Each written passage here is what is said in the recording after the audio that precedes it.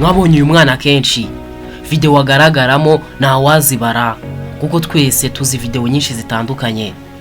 Uko tumurebye twese duseka tutazi uwo ari we, ibyo byarenze guseka ahubwo ahinduka igisekezo meme.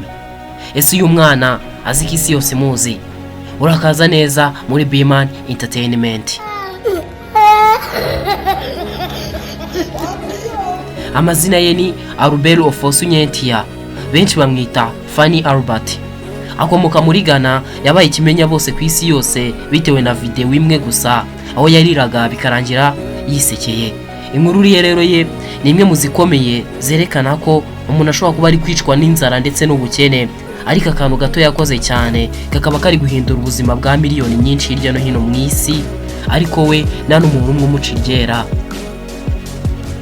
Albert atuye mu gace ka Ashanti hariya mu gihugu cya Ghana, aho abana na nyina hamwe na nyirakuru. Albert afite imyaka 7 gusa, ariko wa gatandatu bagiye gufata amafunguro ya kumanywa. Icyo gihe uyu mwana ashaka kwirira amateke, ariko nyina Rozina amugaburira igitoki. Ibyo byaramubabaje cyane, atangira kurira kuko yarasanze icyo kurya kitari amateke kandi arashaka kwirira amateke. Icyo gihe ari marira, nyirakuru bari kumwe yamuririmbiye akaririmbo, maze kwihangana biramunanira, ibyari amarira bihinduka ibitwenge.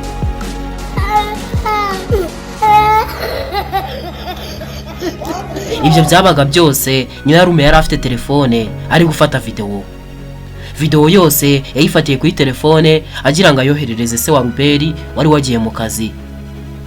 Ushobora kwibaza ukuntu iyi video yaba yaramamaye igaca ibintu hirya no hino ku mbuga nkoranyambaga bikagucanga.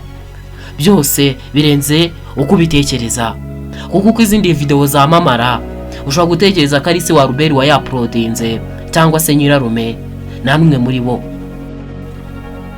Video rero yamamaye nyuma yuko nyirarume agurishije telefone, uwayiguze akagwa kuri ya video akahita yaprodinga kuri TikTok atabimenyesheje umuntu n'umwe wo mu muryango wo kwa Albert. Video irangije iragenda iba viral karahava kugeza aho n'abantu bo mu Rwanda batangiye kuyikoresha. Uyu munsi uyu mwana arengeje imyaka 12, ariko afite ikibazo cyo kutavuga neza ndetse no kubona minervare y'ishuri biracyari intambara. Amfosa Rozina ni nyina wa Albert. Uyu mugore yavuze ko yagiye arakazwa n'abantu bajyaga basura umuhungu we ku ishuri, nyamara ntibagira ikintu bamumarira na kimwe gifatika.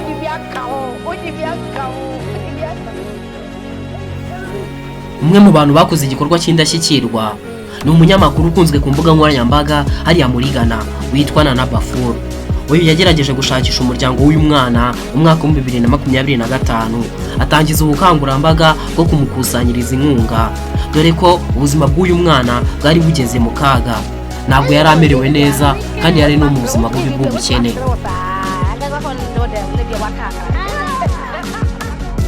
Mu 2023 ibihuha byarakwirakwiye bivuga ko uyu mwana ari umunyariberiya, ariko bifata indi ntera cyane mu mwaka wa 2025 ubwo bamushakiraga inkunga yo kwivuza kugira ngo abashe kuvuga neza. Bikagabanya bamwe mu baterankunga bashaka kumufasha bakekaga ko ari umunyigana, bitewe nuko aba content creators bose bamushakiraga inkunga baturukaga muri Ghana ndetse na Nigeria. Ibi bikimara kuvugwa, abantu bamwe bagize ubwoba bwo kumufasha bakekaga ko iyi nkuru ye ishobora kuba ari n'ikinyoma uyu mwana atabaho. Nyuma yaho rero ukuri kwaramenyekanye, arafashwe cyane, dore ko byanazamuye inkunga igera kuri miliyoni 50 z'amanayira, amafaranga akoreshwa mu gihugu cya Ghana ndetse no muri Nigeria. Aya mafaranga miliyoni 50 y'amanayira angana miliyoni 54 z'amanyarwanda kandi zirenga. Amakuru aheruka agaragaza ko uyu mwana yatangiye kuvuzwa, kandi ugereranyije na mbere ubuzima bwarahindutse kandi bufite intego. Yabonye ubufasha buto, impano ndetse n'inkunga byagiye bituruka hirya no hino mu bantu bamukunze ku mbuga nkoranyambaga, ariko siko byari bikwiye. Inkuru y'uyu mwana itwigisha ko internet ishobora gutuma umuntu amenyekana mu masegonda make cyane, ariko nibisobanuye ko n'ubuzima bwe buba buhindutse.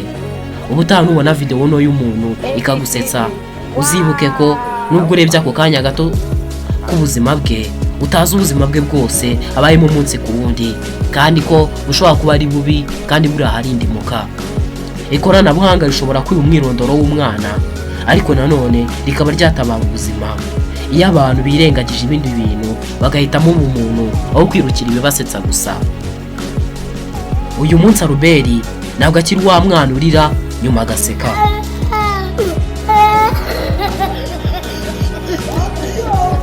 Ni umwana ufite ishusho y'ahazaza, urimo kurwana urugamba rwo gukira no kwiga, kandi iyo niyo ntsinzi nyakuri.